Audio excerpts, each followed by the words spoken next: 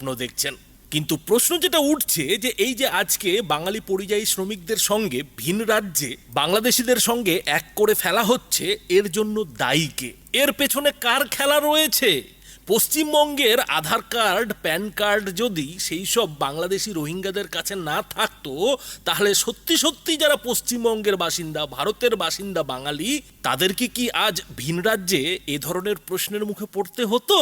পশ্চিমবঙ্গের নাম ভাড়িয়ে পশ্চিমবঙ্গের ঠিকানা ব্যবহার করে বাংলাদেশি রোহিঙ্গারা আজকে দিল্লি, মুম্বাইয়ে বসে দেশকে কুড়ে কুড়ে খাচ্ছে বলেই না আজকে মোদি শাহরা বাংলাদেশিদের পেছনে, মানে বাংলা ভাষীদের পেছনে পড়েছে।